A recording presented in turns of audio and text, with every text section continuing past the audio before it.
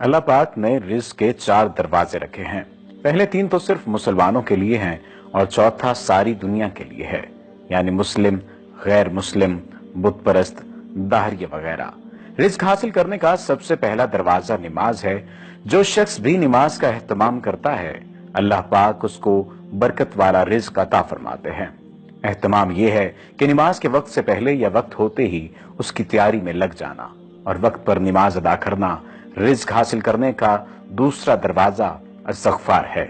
जो शख्स कसरत से इस्तग़फ़ार करता है, अल्लाह पाक उसे गैब से रिज़्क़ अता फरमाते हैं, क्योंकि एक हदीस का मफ़हूम है कि जो कसरत से इस्तग़फ़ार करता है, अल्लाह पाक उसे हर गम से निजात अता फरमाते हैं, हर परेशानी में रास्ता देते हैं और ऐसी जगह से रिज़्क़ अता फरमाते हैं जहां से उसका गुमान भी ना हो। उलमा कराम फरमाते हैं कि कसरत का मतलब है कम अज कम 300 मरतबा।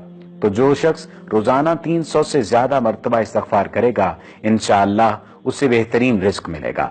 रिज़्क़ हासिल करने का तीसरा दरवाजा तकवा है। तकवा के मानी गुनाहों से बचना है।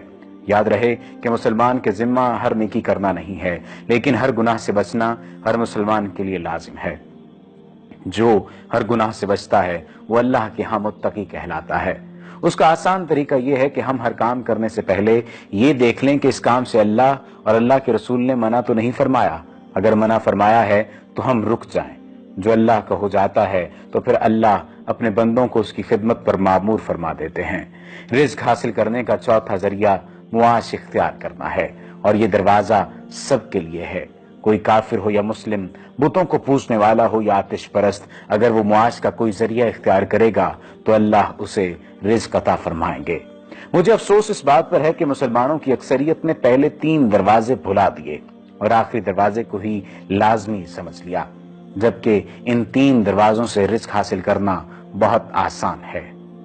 यहाँ कोई मेरी बात से ये मतलब ना ले कि मुलाजमत, कारोबार या मुआश का कोई भी दूसरा जरिया जो हमने इख्तियार किया हुआ है उसे छोड़कर बैठ जाएं और काम न करें।